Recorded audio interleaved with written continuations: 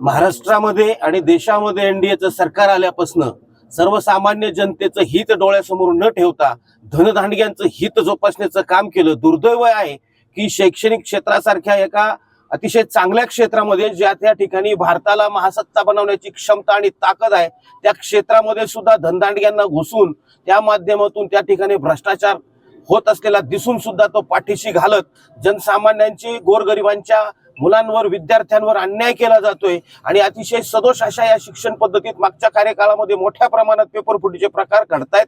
या सर्व बाबी पुढे येत आहेत। असं असून सुद्धा ते दडपण्याचं घाणेरडं कृत्य आणि काम हे सरकार करतंय।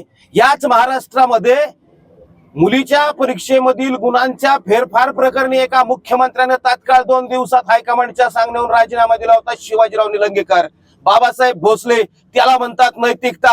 काल परवा जो राजीनामा दिला, 28 नीटच्या विद्यार्थ्यांचा बळी घेऊन दिलेला राजीनामा हा नैतिकतेला धरून नाही। दुसऱ्या दिवशी त्या संबंधिताचं स्वागत ज्या पद्धतीने या एनडीएच्या लोकांनी केलं, हे कुठेतरी लोकांच्या जखमेवर मीठ चोळण्याचा प्रकार केलाय। आणि म्हणून याच्या तीव्र निषेध करत अहिल्यानगर जिल्ह्याच्या वतीनं या ठिकाणी आम्ही धरणे आंदोलन, जागरण गोंधळ घालत धरणे आंदोलन करतोय। महाराष्ट्रभर हे आंदोलन सुरू आहे आणि संभाजी ब्रिगेड येत्या 9 ऑगस्टला क्रांती दिनी क्रांतिकारी पाऊल उचलून या सर्व बाबींचा सोक्षमोक्ष लावल्याशिवाय राहणार नाही। धन्यवाद। जय जिजाऊ। नमस्कार, मी इयत्ता 12वीची विद्यार्थिनी समृद्धी सासवडे।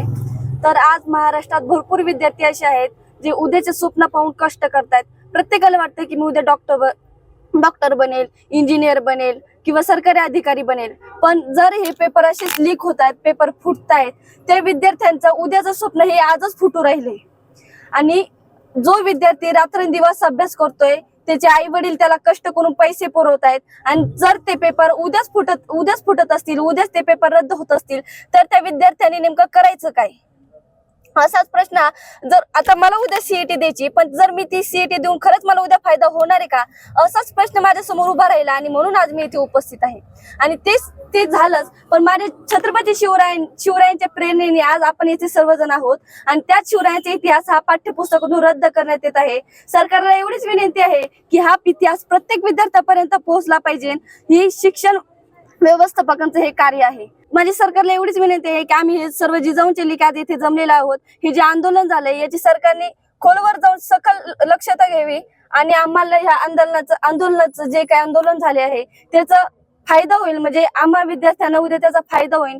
आज अहिल्यानगर जिल्ह्यामध्ये जिल्हाधिकारी कार्यालय यांच्या कार्यालयासमोर आमचे संभाजी ब्रिगेडचे जिल्हाध्यक्ष माननीय राजदादा परकाळे यांच्या अध्यक्षतेखाली आम्ही जे आंदोलन केलं, या आंदोलनाचा उद्देश म्हणजे आज भारत देशाचा आपण कणा पाहिला जो तरुण आहे, हा तरुण KG ते PG इथपर्यंत उद्ध्वस्त करण्याचं काम हे भारत सरकार करत आहे। कुठल्याही परीक्षेवरती आज तरुणाचा भरोसा राहिलेला नाही, कारण की या सरकारने सर्वत्र त्या ठिकाणी भ्रष्टाचार करून या ठिकाणी तरुणाचा विश्वास या यंत्रणेवरचा उडवलेला आहे। म्हणून संभाजी ब्रिगेड या विषयामध्ये काम करून कुठेतरी या तरुणांना न्याय देण्यासाठी या ठिकाणी आंदोलन उभं करत आहे। संभाजी ब्रिगेडचे अध्यक्ष मनोजदादा आखरे यांच्या सूचनेनुसार आज महाराष्ट्रामध्ये सर्व जिल्हाधिकारी कार्यालयावरती ठिय्या आंदोलन होत आहे आणि त्याचाच भाग म्हणून आज अहिल्यानगर या ठिकाणी संभाजी ब्रिगेडचं आंदोलन होत आहे। MPSC मधला पेपर फुटीचा घोळ, त्याच्यानंतर MSCIT मधला घोटाळा आणि TET रद्द करा, हे 3 विषय घेऊन आम्ही या ठिकाणी आंदोलन करत आहोत। आणि संभाजी ब्रिगेडच्या माध्यमातून सरकारला मी जाहीर आवाहन करतो की यापुढे कुठलीही परीक्षा ऑनलाईन घेऊ नका।